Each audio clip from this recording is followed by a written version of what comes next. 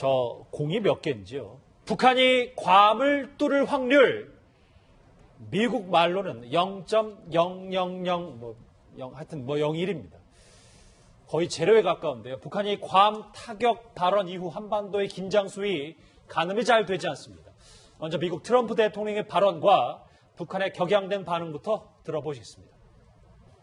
North Korea best not make any more threats to the United States. They will be met with fire and fury like the world has never seen. 미국에 엄중한 경고 신호를 보내기 위하여 중장거리 전략탄도 로켓 화성 12형으로 괌도 주변에 대한 포위 사격을 단행하기 위한 작전 방안을 심중히 검토하고 있다.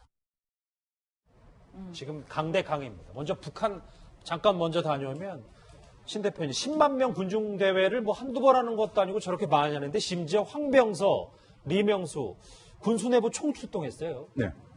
저게 이제 저 군중 대회를 하고 군중 대회는 인민들이 모여서 하는 거 아니겠습니까? 그리고 이제 또 군인들이 또 모여서 합니다. 그것은 결국 민, 군, 그러니까 그 북한을 구성하는 모든 구성원들이 총력으로 미국의 침략에 대항하겠다. 결전의 의지를 불태우는 그러니까 뭐 민간인들만 하는 것도 아니고 그리고 북한을 지탱하는 근간이 군인 아니겠습니까? 그렇죠. 그래서 그 군인들까지도 지금 최고 사령관의 어떤 결정에 절대 충성하겠다라는 의지를 보여주는 그런 장면이라고 생각합니다. 예. 뭐 이런 집회를 열 뿐만 아니라 또 김낙겸 사령관이 직접 언론에 등장을 해서 또 대변인이 아니라 전략군이 직접 뭐 브리핑을 했단 말이에요. 굉장히 이례적이라고 볼 수 있는 거죠. 네, 김낙겸 전략군 사령관. 이게 예전에는 이제 전략 로켓군이라고 해서 그 사령관이었는데 2012년도 제4차 전당대회 때 그때 이제 임명이 됐습니다. 어쩌면서 김정은 시대에 가장 핵심 실세로 부상하는 인물이라고 할 수가 있겠죠. 예. 특히 이제 북한이 지금 보면 뭐 육해공군 여러 가지 이제 전략이 있지만 특히 이제 미사일과 핵에 집중하고 있지 않습니까? 모든 자원들을 사실은 저기에 투자를 하고 있고 이제 기존의 어떤 재래식 무기 같은 경우는 뭐 거의 투자 안 하고 있는 상황이죠. 그만큼 이 전략군에 대한 비중을 높여나가고 있다. 특히 이제 지금 현재 문제가 되고 있는 IRBM이나 ICBM 같은 경우도 다 이 전략군에서 개발한 것이고 특히 이 김낙겸 이후에 북한의 미사일이 상당한 발전순이 있었습니다. 이제 그러다 보니까 김정은의 가장 핵심적인 측근으로 이제 부상을 했고 그 김낙겸이 직접 이 성명을 발표했다는 것은 이제 괌에 대한 공격에 대해서 이제 구체적인 실천 가능성을 높였다. 즉 이제 뭐 다른 어떤 관계자가 아니라 실제로 로켓을 관장하고 있는 사령관이 저렇게 구체적인 어떤 경로를 이야기했다는 것은 그만큼 할 의지가 높다. 이런 것을 이제 반영하고 있는 것이죠. 지금 김정은과 가장 가까운 사람이 김낙겸이기 때문에 저 사람의 말은 꼭 김정은의 의중이겠죠. 그런데 신 대표님 어제 뭐 구체적으로 뭐 타격 목표, 뭐 거리 다 얘기했습니다만 정말로 18분 만에 괌 포격이 가능한지 이거에 대해서는 조금 의문이 있어요.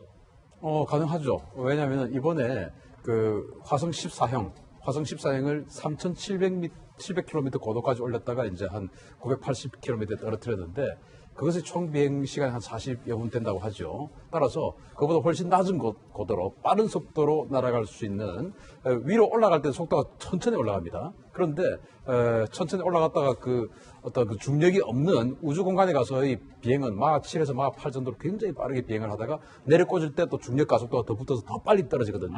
따라서 한 3,300km를 비행을 한다고 하지만 올라갈 때 상승할 때는 시간을 좀 잡아먹지만 비행할 때는 마하 7, 마하 8 그러니까 시속 한 8,000km에서 9,000km 정도로 날아가니까 17분여 만에 괌까지 갈 수 있는 시간은 충분하다 생각합니다. 예, 뭐 그런데 일각에서는 8월 중순으로 시기를 못 박은 것이 좀 여지를 열어놓고 미국의 반응을 살펴보는 중이다. 뭐 이런 분석들도 있더라고요. 그렇습니다. 지금 뭐 대체로 하는 분석 중에 그 분석이 제일 높게 이제 나오는 거죠.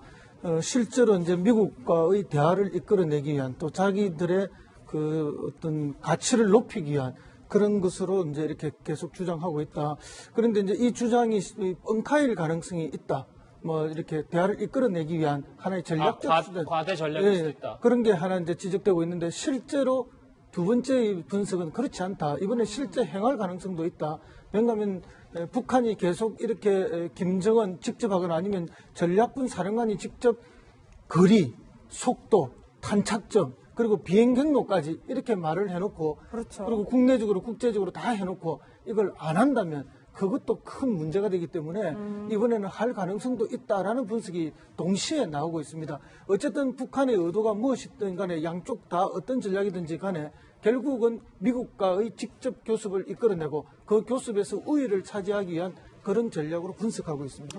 자, 이제 이 부분에 있어서 저는 실제로 미사일을 발사할 가능성이 아주 높다라고 생각하거든요. 왜냐하면 지금 전략군 사령관인 김낙겸이 직접 방금 말씀하신 것처럼 여러 가지 경로 아주 자세한 데이터를 설명을 했습니다. 그리고 마지막에 뭐라고 했냐면은 총사령관의 지시가 있으면 이제 결행을 한다라는 거 아니겠습니까? 그러면 총사령관이 누구냐? 김정은입니다. 김정은이 쏘라고 하면 자기는 지금 쏠 준비가 다 돼 있다. 모든 기술적인 준비는 다 돼 있고 다 되어 있다고 총사령관에 보고했단 말이죠. 자, 그러면은 8월 중순 이후라고 하는 것이 8월 22일 날 UFG 훈련을 하기 때문에 한미연합훈련. 그렇죠. 한미연합 UFG 군사훈련을 하는데 실제 기동을 하고 막 합니다. 그게 이제 당연히 김정은을 참수작전하는 그런 시나리오가 이번에 어떤 시뮬레이션 훈련을 할 거예요. 그 UFG 훈련을 하기 전까지 그러니까 지금 한 일주일 남았는데 이 일주일 동안 그 북한과 미국이 계속 하루에 한 번씩 이제 설전을 계속 하겠죠. 그러다가 지금 이제 북한이 원하는 뭔가 새로 어떤 그 국면, 개선될 수 있는 국면이 발생하지 않으면은 사실 결행을 해야 되죠. 그런데 굉장히 강하게 지금 던져놓고 미사일 발사할 준비, 기술적인 준비까지 다 해놨다고 총사령관에게 보고했는데 뭔가 국면이 변화되지 않았음에도 불구하고 총사령관이 미사일 발사 명령을 내리지 않으면 어떻게 되는 거죠? 급쟁이가 됩니다.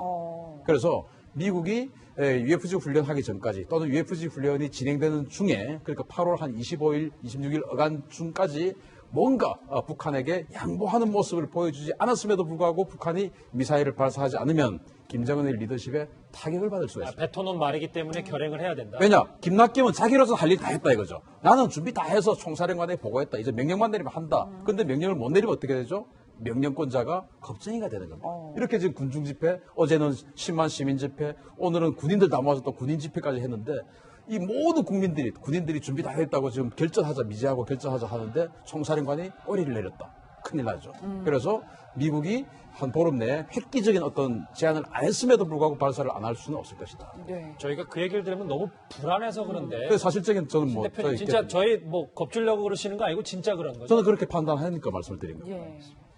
사실 뭐 강대강 김정은과 트럼프 대통령의 설전 얘기했지만 오늘 또 한 번 트럼프 대통령이 강경 발언을 쏟아냈습니다. 이번엔 더 셉니다. 목소리 들어보시죠. Let's see what he does with Guam. He does something in Guam. It will be an event the likes of which nobody's seen before. What will happen in North Korea? You'll see. You'll see. And he'll see. He will see. It's not a dare. It's a statement. 미국이 저렇게 호언장담하는 걸 제가 오른쪽에 준비한 게 있습니다. 실제로 북한 미사일이 괌을 향해 발사가 된다면 어떤 일이 벌어질지 저희가 오른쪽에 준비한 걸로 한번 정리가 필요할 것 같습니다. 미국의 철벽 방어 얘기인데 아까 18분 정도 신 대표님이 그러니까 여기서부터 바로 속도가 똑같은 게 아니라 천천히 가다가 훅 날아간다는 말씀을 하셨는데 두 가지 미국이 철벽 방패가 있더라고요. 첫 번째가 이지스함에서 발사되는 SM-3 이걸로 그 북한의 화성 12형이 충분히 요격 가능하다. 맞습니까? 일부 맞습니다. 일부. 왜냐하면 SM-3가 지금 뭐 도표에도 만들어놨지만 사거리가 한 1000km, 여객고도가 500km라고 하는데 실제로는 사거리 한 700km 정도 돼요. 예. 여객고도는 500km입니다. 자, 그러면은 이 3,300km를 비행해서 날아가려고 하면 아마도 저 미사일이 최소 1,200km 이상 또는 여객을 피하려고 하면 지금 한 6,000km 정도 날아갈 수 있는 미사일이라고 판단되는데 화성 12가 그러면 3,300km만 날아가면 되기 때문에 연료가 충분하지 않습니까? 그러면 고각 발사를 할 수가 있어요. 그러면은 이 여객고도가 500km 이상은 SM-3가 못 올라가는데 그보다 더 높은 지역으로 해서 동해상공을 지나간다든지 또는 그 괌 직전에서 갑자기 급강하한다든지 이렇게 하면 이제 SM-3가 잠시만요. 이 고도, 이 포물선을 SM-3가 뭐 괌하고 한국 태평양 어딘가에서 요격을 각이 안 나올 수도 있다는 말이에요. 각이 안 나올 수 있죠. 그래서 가장 좋은 것은 이 이지스함이 북한 지금 뭐 심포 지역쯤 된다고 지금 분석돼서 나왔지 않습니까? 그러면은 북한 해역하고 가까운 공해상으로 가서 아예 북한하고 아주 가까운 공해상으로 가서 대기를 하고 있다가 거기서 미사일이 딱 뜨면 이제 바로 SM-3를 쏴서 SM3가 하늘로 따라 올라가면서 그냥 격추시켜버리는 게 가장 확률이 높거든요. 원래 SM3는 그렇게 해야 됩니다. 그런데 문제는 그렇게 했을 경우에 북한에게 또 다른 빌미를 줄 수 있어요. 우리는 괌 쏘려고 안 했다. 우리는 또 지금 그 실험한 건데 왜 우리를 또 이렇게 이거는 군사 공격이다 우리에게 대한 그렇게 지금 북한이 또 오리발 내밀 수 있지 않습니까? 그래서 미국 입장에서는 미국이 반격을 하려고 하면은 괌 인근에 뭔가 떨어질 때 액션을 보여야 자 우리는 공격받았다 이제는 참지 않겠다 뭐 이렇게 갈 수 있는데 뜰 때는 미국이 때리는 건 부담스럽죠. 그러면은 그때가 사실은 제일 확률 높은데 그럼 그때는 못 한다는 겁니다. 그래서 내려 꽂을 때 해야 돼. 중간 비행 단계에서는 못 해요.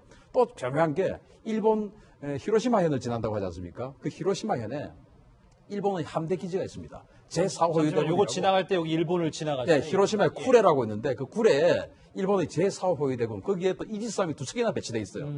웃기면서 지나가는 거죠. 어떻게 한번 해봐라. 너희들이 그동안 우리 미사일 막는다고 이지스함 8척이나 갖다 놓고 했는데 할 수 있냐 이제 이런 거 보여주면서 이제 비웃으면서 지나가는 거죠. 그런데 내려 꽂을 때 과연 이 SM3가 마 15 이상으로 내려 꽂을 수 있는 것을 완벽하게 막을 수 있다. 방금 이제 트럼프 대통령이 이야기한 것처럼 뭐 0.0001%의 확률을 막을 수 있다. 조금 힘들지 않을까. 저는 확률이 한 60% 정도. 60%. 네, 저도 이렇게 보고요.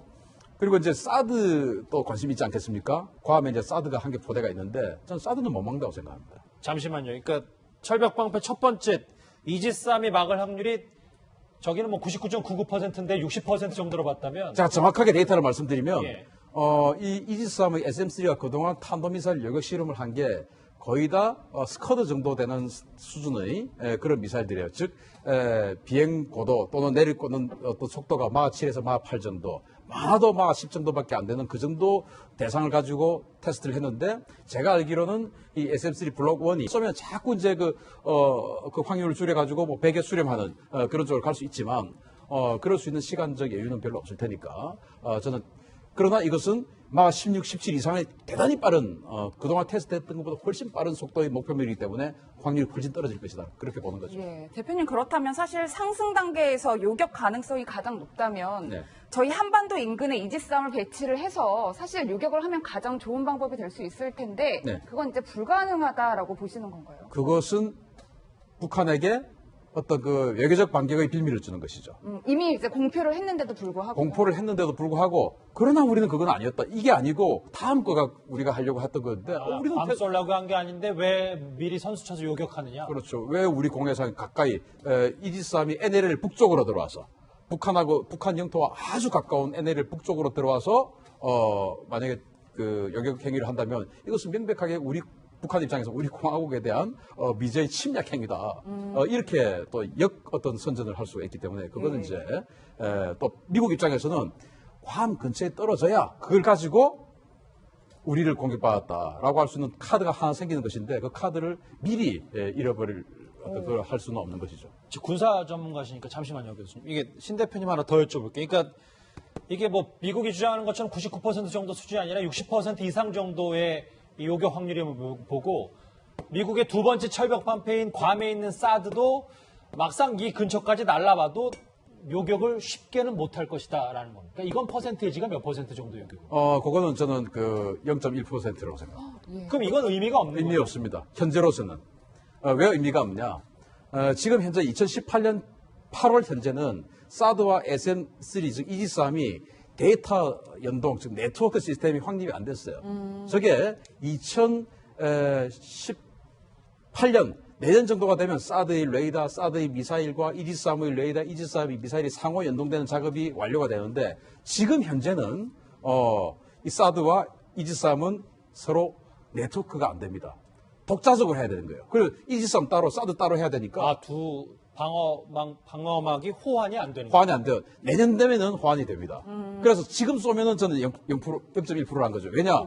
사드의 레이더가 탐지할 수 있는 최대 속도는 마 15예요. 그런데 이 미사일이 종말 단계 쏟아질 때 마지막 돌입 단계에는 분명히 마 16에서 마 18 정도 그 어간을 찍을 겁니다. 그러면은 사드가 레이더가 탐지할 수 있는 속도보다 빨리 지나가면 어떻게 됩니까? 안 보이는 겁니다. 안 보이는 목표를 어떻게 때립니까? 심지어 마지막 종말 단계에서는 마 20이 넘는다 하거든요, 속도가. 그렇게 추정들 하고 있는데, 그러면 도저히 이게 레이더에서도 잡히지 않고, 실제 사드 미사일을 발사해도 이 사드 미사일의 속도가 마 20을 안 나오기 때문에 예. 더 늦은 속도의 미사일이 더 빠른 미사일을 잡을 수가 없는 것이죠. 그런 의미에서는 이제 그 실효성의 문제가 끊임없이 제기됐던 것도 사실입니다. 그래서 성주에 사드 포대가 배치가 되는 거에 우리가 국민적 불안감 때문에 위안으로서 설치 가능하고 또 어쨌든 그 엑스밴드 레이더로 북한의 동향을 파악하고 북한의 미사일 발사를 파악할 수는 있지만 만약에 고고도 미사일을 쏘아서 만약에 우리 남쪽에 떨어진다면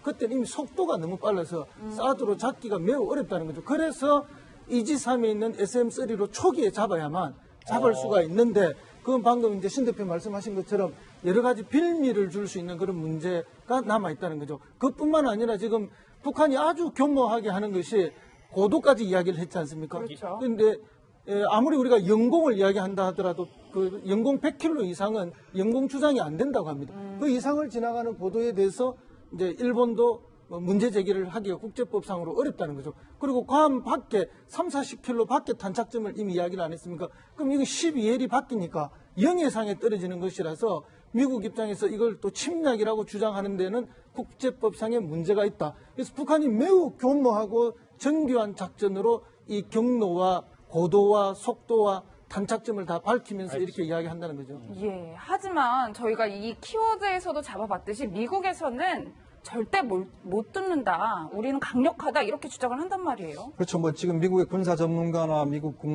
국방성 등에서는 이제 그렇게 하더라도 충분히 막아낼 수 있다. 그래서 아마 이제 일본하고 함께 지금 여러 가지 방어 시스템을 구축하는 것 같아요. 지금 보도에 따르면 일본이 이제 패트리어트 팩3를 통해서 일단은 뭐 막겠다라는 얘기를 하고, 그 다음에 이제 미국도 함께 막겠다는 이제 작전을 하기 때문에 아무래도 사실은 이제 이게 보면 마지막 종말 단계에서 힘들다 하더라도 그렇게 된다면 이제 초기 단계에 아마 제압을 할 수가 있겠죠. 여러 가지 뭐 국제법적으로 어려움이 있겠지만 사실은 뭐 미국 입장에서 본다라면 이 공격당한다, 그 다음에 만약에 요격을 못 한다면 이거는 미국 입장에 상당히 큰 수모 아니겠습니까? 그렇기 때문에 일단 미국 입장에서는 모든 수단을 동원해서라도 아마 이걸 막으려고 할 겁니다. 예. 오른쪽에 준비한 거 마지막으로 한번 보시죠. 그러면 이 제목이 철벽 방패라고까지는 아니고 혹시 이 물음표에 더 방점을 찍을 수도 있는, 미국으로서는 아직도 약간 뭐 여기 계신 군사 전문가의 말씀을 들어보면 그런 것 같긴 한데, 그렇다면 트럼프 대통령이 계속 센 발언들을 하고 있는데 신 대표님, 이렇게 된 마당에 만약에 요격에 자신이 없다면 진짜 미국이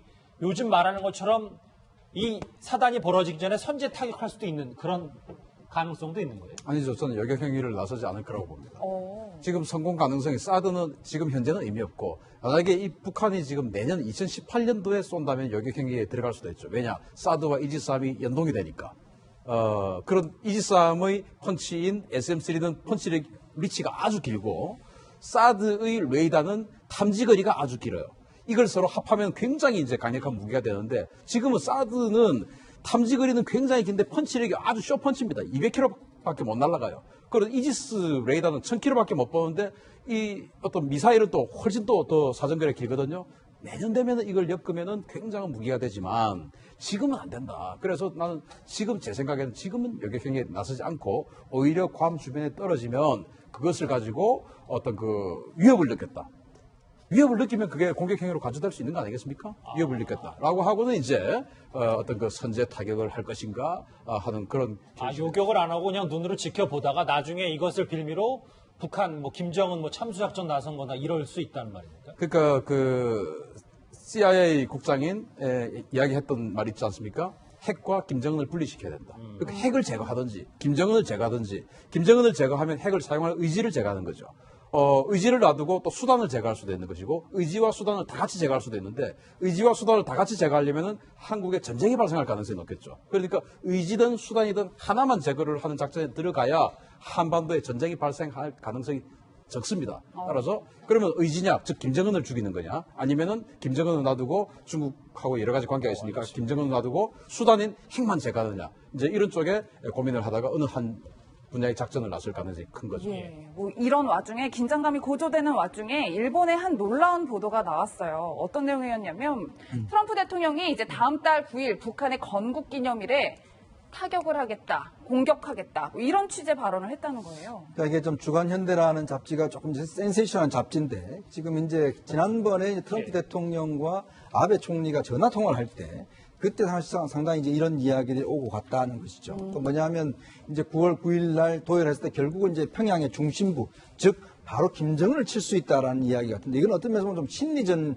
효과도 있을 수가 있어요. 왜냐하면 이제 예를 들어서 이건 뭐 어떤 면에서 보면 페이크 뉴스일 수도 있는데 실제로는 이런 뉴스 자체가 가지고 오는 어떤 위협감이 있거든요. 예를 들어서 이런 것들이 나오게 된다면 충분히 북한 측으로서도 상당히 긴장할 수밖에 없죠. 그렇죠. 왜냐하면 미국은 수단들 다 갖고 있지 않습니까? 더군다나 지금 미국의 그 트럼프 대통령 둘러싸고 있는 참모들이 대부분 군 출신입니다. 예. 지금 존 켈리 지금 미국 백악관 비서장 같은 경우는 해병대 사성장군 출신이에요. 그리고 뭐 국무장관, 국방장관도 비롯해서 대부분 다 이제 군사 전략가 출신이기 때문에 예. 실제로 내에서 보면 비둘기파가 별로 없는 편이죠. 어떤 면에서 군사 작전에 상당히 무게를 실을 가능성이 높다는 것이죠. 강경파들이기 때문에. 그렇죠. 특히 이제 국내적 사정을 본다면 트럼프 대통령의 국내 인기도가 많이 떨어져 있지 않습니까? 그런 측면 또 개인적인 또 성향도 있죠. 저렇게 지금 말을 많이 쏟아내놨는데 아무것도 안 한다 그러면 사실 굉장히 좀 어려운 지금 국면에 들어가기 때문에 아마 트럼프 대통령이 이렇게 말 수위를 점점 높여가는 것 자체가 어떤 면에서 보면 점점 돌이킬 수 없는 다리로 건너가는 것이 아닌가. 그런 상황에서 사실 이런 경고 자체는 북한 측에게 실질적인 위협이 될 수도 있다라고 생각이 듭니다. 저 9월 9일이면 한 달도 채 안 남은 거잖아요. 만약에 저 언론의 말이 맞다면 북한의 공습도 미국이 할 수 있다는 얘기인데 이 미국과 북한의 이런 군사적 힘겨루기에 정작 불안한 건 미사일 위협에 놓인 괌 주민들일 겁니다. 현지 상황 목소리로 준비되어 있습니다. 같이 한번 들어보실까요? Scary, you never know what could happen, and everyone's saying, oh, what are we going to do? Like, we're just discussing what are we going to do. I'm like, dude, you can't do anything. You can't run and hide from a nuclear bomb or a threat. We're basically going to be wiped out, we're going to die, or we're going to eventually shrivel up and die from all of the effects and the radiation and whatnot. It's actually been scary since yesterday. So right now, I'm planning with my family to, what are we going to be doing from here on till whenever this is. So we're trying to plan out if there's an emergency and things like that. 사실 지금 북한 미사일 재진입 기술에 대한 검증이 확실하지 않은 상태로 알려져 있는데 주민들의 우려대로 괌의 피해가 굉장히 클 수도 있을 것 같다라는 생각이 들어요. 이제 북한이 뭐 실제로 지금 뭐 김낙겸 전략사령관은 괌 주변 30km, 40km 해역에 떨어뜨리겠다라고 그렇죠. 이야기하시니까 뭐 괌 주민들이 저렇게 겁을 낼 필요는 없을 것 같은데 다만 그 미사일의 정확도를 우리가 지금 장담을 못하기 때문에 목표는 30km, 40km를 했지만 미국이나 러시아, 뭐 중국 이런 나라들은 위성의 도움으로 계속 어떤 그 경로를 보증받으면서 보낼 수가 있는데 북한은 위성이 없지 않습니까? 또 중국이나 러시아가 위성을 빌려줄 리도 없죠. 그러면은 쏠 때 아예 경로를 입력해 놓고 그리고 계속 이제 북한 지상에 있는 그 지휘 통제소와 그 미사일을 계속 교신을 하면서 가야 되는데 그게 이제 정확할 수가 없는 것이죠. 미국이나 러시아처럼 위성을 보면서 그대로 경로를 계속 보면서 보정을 해나가면 괜찮은데 지상에서 북한에서 그걸 이제 조정을 해야 되니까 만약에 30km 훨씬 이렇게 비켜가서 괌 육지에 만약에 떨어지면 아까 보았던 저런 호텔이나 뭐 이런 곳에 떨어질 수 있지 않겠습니까? 그러나 여기에 북한이 핵을 장착할 리는 만무할 일이고 만약에 재래식 탄두 그냥 일반 폭탄을 장착을 하고 500kg짜리 탄두 전체가 폭탄이라면 어느 정도 피해가 있을 수 있을 것인가 하면 아까 그 호텔들 나오지 않습니까? 그 호텔이 무너지진 않습니다. 500kg 재래식 탄두 같으면 우리 여기 저 채널A 방송국 있지 않습니까? 이게 무너지진 않습니다. 다만 밖에 다니는 사람들 이런 사람들이 아마도 반경 한 200m 내에 있는 사람들이 한 50m 내에 있는 사람은 뭐 거의 다 사망할 가능성이 높고 한 200m 정도 내에 있는 사람들이 치명상을 입을 정도는 됩니다. 그러나 그 이상의 어떤 사상 효과가 내기는 힘든 게 500kg짜리 탄두인데 이게 이제 핵이면 괌 전체가 다 한 20만 명 이상 사망할 수 있겠죠. 사실 어디 영토 조금이라도 떨어져도 바로 전면전 아니겠습니까? 예. 사실 이런 긴장 속에서도 국내 괌 관람객 대부분은 일정을 강행하고 있습니다. 분위기 한번 더 목소리로 들어보실까요? A big deal because in South Korea every day North Korea want to attack us. They say I will attack you. We will threaten, but there's always nothing happens. So maybe Korean people don't care about that. Looking at the news last night, and it's pretty crazy. And I don't know, I've been looking at the people here acting like nothing's not a problem, but I think it's a really big problem for us. 두 인터뷰 내용이 좀 확연하게 다른데, 황 교수님, 한국 학생이 조금 더 여유가 있는 겁니까? 아니면 조금 우리가 이제 너무 이제 북한의 미사를 많이 받기 때문에 둔감한 겁니까? 어떻게 봐야 돼요? 뭐 괌은 이런 위협이 처음이지 않겠습니까? 그러니까 굉장한 그 괌 주민들은 이런 큰 위협과 두려움을 있을 거라고 봅니다. 근데 우리는 이게 몇 년 단위로 반복해서 일어나고 있는 거 아닙니까?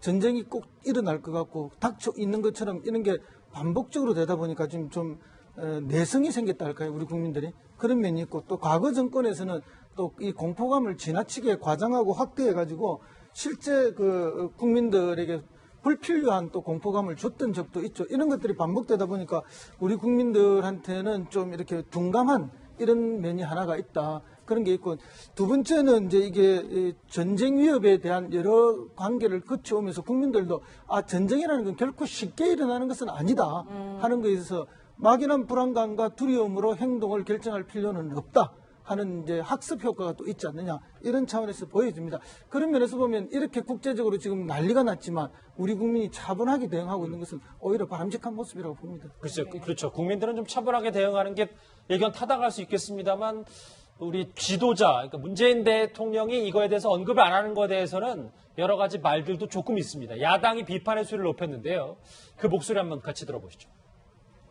운전대는 잡았지만 갈 길을 잘 모를 때는 좋은 내비게이션의 도움을 받아야 하는데, 이제라도 훌륭하고 탁월한 군사전략 전문가를 영입해서라도 안보 라인을 보강하고 재편할 것을 권고합니다. 이 강 건너 불구녀 병도 유분수죠.